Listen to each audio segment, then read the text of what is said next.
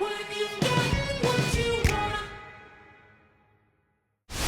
is up, y'all? Welcome back to another video, and in this video we are talking about a quarterback. Now, I went through a lot of quarterbacks today, and I was planning to make a sleeper video. I was planning to put together a sleeper list, and I was working on that. But man, I was looking at quarterbacks, and I just kept coming back to one quarterback. And, you know, I was looking for a later round quarterback that could fit the Detroit Lions. But obviously, as you guys know, when you look at later round quarterbacks, there's a huge risk that they don't even make the team. And a lot of times, there's just a lot of concerns with a couple of good things that maybe make you like, oh, maybe we could take him and build on this. That's what you look for with late round picks. Middle round picks, you see, there could be a really good quarterback. Maybe they're just not that good. They could be a very good quarterback, had a very bad season, maybe a big injury, maybe one big glaring concern about them, maybe just the inability to be super athletic. And when you look at the top round picks, they're usually pretty good overall. Maybe just a couple of cons, a couple of concerns that honestly, those little concerns couldn't end up being the reason that they don't even get a chance in the NFL. That's kind of how the top picks go in the draft. So that's what I was looking for. I was looking for those later round picks. You know, I was looking at your Cole McDonald's, your Steven Montez, your Shea Pattersons, and I was trying to decide, okay, which quarterback would be good for a sleeper list. But I just kept finding my way back to Jake Fromm. And I know Jake Fromm's not going to be a late round pick. And that was the main problem I had. It's like, I can't put this guy on a sleeper list when he's projected to be going through rounds 2 or 3. How can I put a guy that's projected to go rounds 2 or 3 on a sleeper list? That's not a sleeper. That's a middle round pick. That's like me putting Bryce Hall on a sleeper list or Cameron Dantzler. That's not a sleeper. You know what I mean? I don't think at least to me, that's not a sleeper. I'm looking for late round picks. I just couldn't find that at the quarterback position that I loved. I definitely think some of those quarterbacks have things that, you know, kind of interest me. I'm like, oh, that could work. We could build on that. Cole McDonald's got a huge arm. We could build on that. Yes, he makes some scary throws deep that are like, oh my gosh, that's not good. That he makes you, you're you know, shaking your head. But he's also a guy with a huge arm, and he has a lot of talent. Maybe you're like, okay, we might be able to work with that. Shea Patterson can make big plays, highlight plays. Every once in a while, you look at him, you're like, wow, this guy is really good. I felt like the first half versus Ohio State, this guy was balling out. I was like, wow, I've never seen Shea play like this. But then the inconsistencies come up, you know. You see this with all of those late round prospects. But I kept coming back to Jake Fromm. And I didn't see as much as that with Jake Fromm. Now, there's definitely some cons, and I will go through those. The thing with Jake Fromm, though, I felt like Jake Fromm was a very consistent player that was asked to be a field general for the Georgia Bulldogs, obviously playing for a great team, that went against very good competition, so he's very much battle-tested, that I think could come in and play and help out a team right away. So maybe he's not perfect for the Lions, but I think sitting behind Matthew Stafford would definitely give him an opportunity to learn a lot and definitely help him out and have a better, you know, career in the NFL. I think that'd be great for him if we're looking for a quarterback anyways, and it wouldn't take a very early pick. You know, say we trade back, we acquire some more picks. Maybe this is a good third round pick because we do have 2 of them. Maybe we get a third one. Maybe we get a second round pick. And a quarterback in the third round could make sense. I think Jake Fromm could definitely be a guy that we target. And whoever does get him, I think if they use him right, if he's in the right system, this can be a guy that's very good. Now, the big problem, one of the biggest cons I see with him is he is not the focal point. He's not the focus of the offense. Jake Fromm isn't the guy that's like, okay, I'm leading this offense. No, it's the running game that leads the offense, and Jake Fromm kind of complements it very well. That's what Jake Fromm does, and it's still very important to be a field general, you know, to know what's going on, to win big games, to play against good teams, and, you know, have that running game be something that you very much rely on. Now, right now, the Lions, they don't have that, and obviously, I think if Stafford had a very good running game, we would be even better offensively, but that just shows how great Stafford is. Like, I'm not going to get into that, but let me just say that just shows how great he is.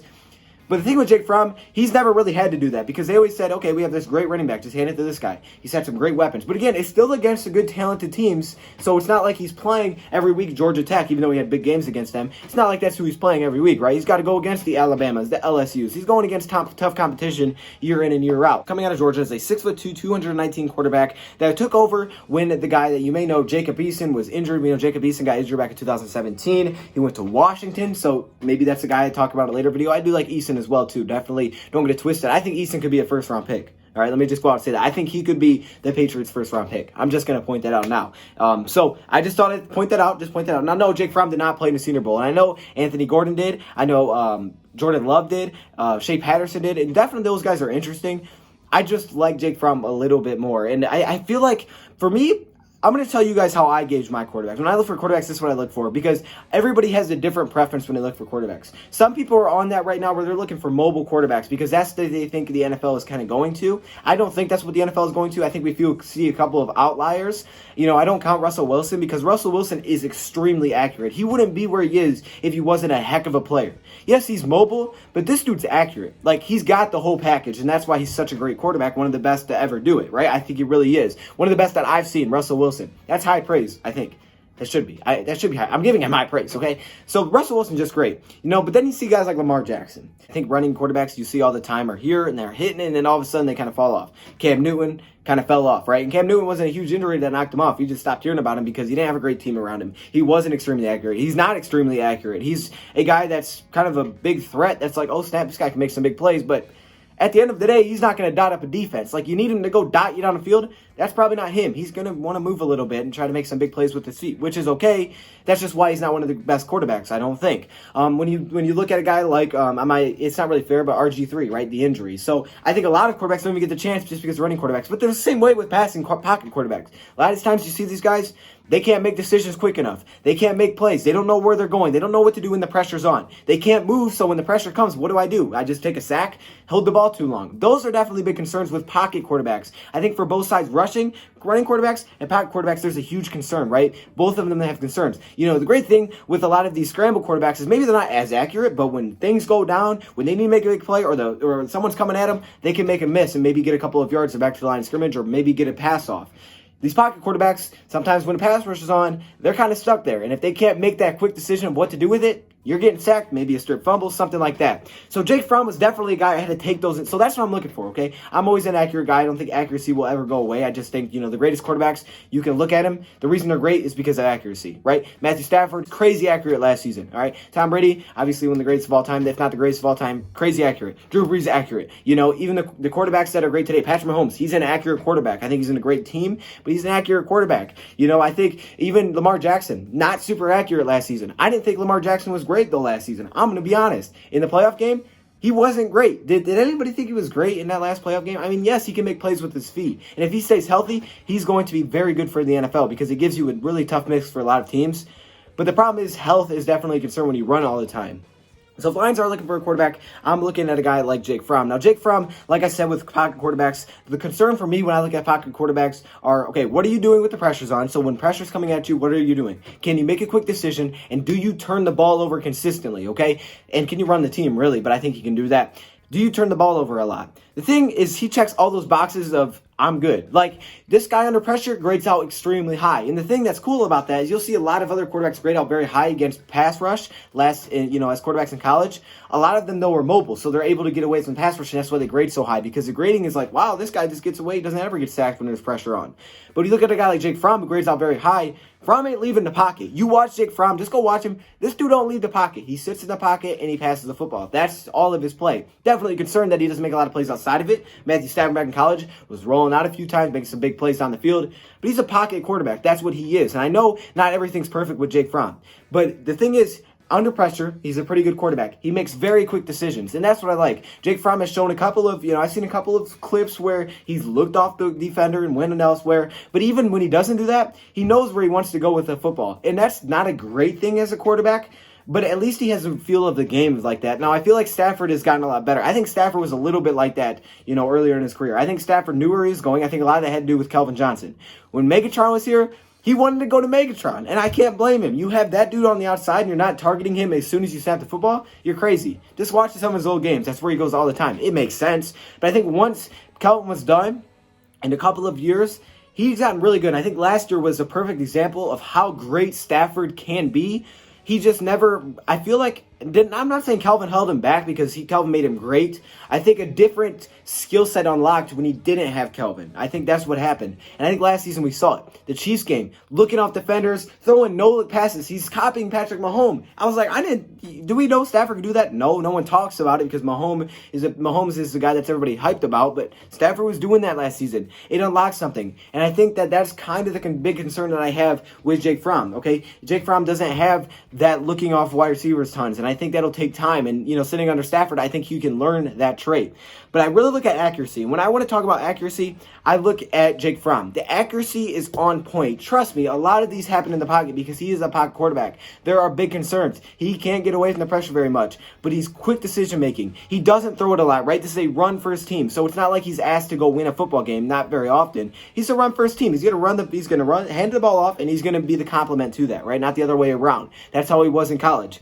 But Jake Fromm has very good accuracy. Now, he doesn't have the big thread the needle arm when you talk about a deep pass. If If you watch Stafford in college, this dude's running and just going like that. It's 50 yards just right on him. That's great, and I think that's why Fromm's falling a little bit down the board and he's not a first-round pick. If Fromm had a big arm, he would be a very high pick in my eyes because that would mean he pretty much has everything except for any mobility. Pretty much has everything else. He's got a big arm and he's accurate. But for me, I look at accuracy above a lot of things, and this dude is extremely accurate. In my eyes, what I've seen from watching this guy play, he's incredibly accurate, and not just in the short and intermediate routes, also on deep balls. And when I say deep balls, I'm talking 20 plus yards, not 50, right? Because he doesn't even have that big of an arm. I mean, he's made a couple of those passes, but his arm isn't crazy. He has a nice touch through the ball. He can put a nice touch on it and just drop it right in the basket, man. Intermediate, short routes, very, very accurate. When it comes to the red zone, this guy will dot you up. And if that means, a quick little comeback route, not necessarily fades, he can throw the fade, but like a quick little comeback route in the end zone, he'll put it right where the defender can't get it, drop it right in there.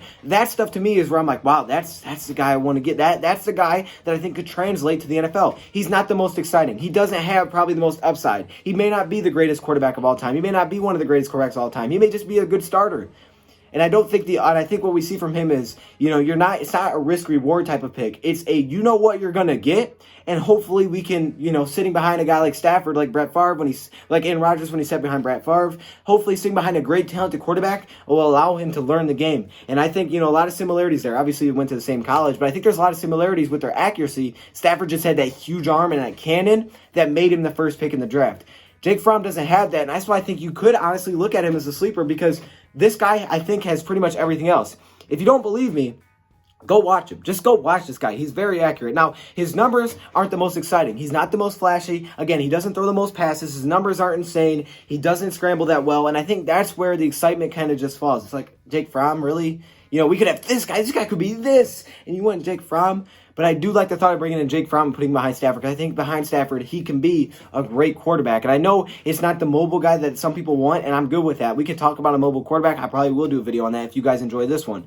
But man, he's just very accurate. Let's look at some numbers. Last season, 87.6 grade overall, 60.6% completion percentage, 2,855 yards, 7.4 yards per attempt, 24 touchdowns and 5 interceptions. One thing that I love about Jake Fromm is his ability to not turn the ball over. In 445 dropbacks, only 7 turnover-worthy plays. That doesn't mean they were turnovers. That means they were worthy of a turnover. So they definitely should have been a turnover, right? Only 7 plays out of 444 dropbacks. Doesn't turn the ball over. You get a guy in college that's making big plays, that's fun. If he's also turning the ball over, you may be getting a guy in the NFL who's turning the ball over even more because I feel like I said, the game is just faster. 2018, 83.2 graded overall, 67.3% completion percentage, 2,400 yards, 30 touchdowns, 6 interceptions, 120.1 passer rating. I like the thought of bringing in Jake Fromm. Not the most exciting, definitely some pros and cons. Let's read through what I wrote down. His pros, I feel like he's accurate in the short and mid-range, and actually the deep ball as well, if he can get it there, right? If he has the arm, if it's not too far. 20 plus, he can drop that on. Drop in the breadbasket. That's what I love. All right? He's got red skin. He's great in the red zone, right? He's got the tight spirals, he can fit in the tight spots, and that's what's awesome. He can throw the fade, he can throw multiple different routes, and he also can make his wide receivers just go let him do it. He'll just put it up to a wide receiver, put it where the defender can't get it, and let him go make a play. With Kenny Galladay, with Marvin Jones, let him go make a play. Stafford does that very well. He's learned to just put it in a spot where the defender can't get it, and they can go make a play. He did that with Kelvin. There are some cons, though. Again, Georgia's a heavy run first team. He's a pocket passer, which means he doesn't get out of the pocket. That's good. However, he doesn't scramble very well. That's not good. His arm power is very, very average, even below average, you could say. I just think the accuracy overall is what kind of sells me on Jake Fromm. I know I felt like he's been in college for like 12 years for some reason. I just think Jake Fromm would be a solid third-round pick. I know I'm going to get tons of hate for this, and people will be like, oh, I disagree. I want this guy. I get it. I'll go with other quarterbacks, and I'll look at other quarterbacks. For me, I like Jake Fromm, and that's probably where I'd go with my third-round pick in the draft. So I'm just going to say that. If I'm going with a quarterback in the third round, I'm going with Jake Fromm. So I wouldn't take quarterback first round. Probably wouldn't take one second round. If you go second round, okay, good. I'm not taking him in the second round. But third round, maybe you acquire some more picks. And if you want to go quarterback, Jake Fromm is definitely the guy I'm looking at. So there's my thoughts. Let me hear your thoughts. Thank you for watching, and I'm out.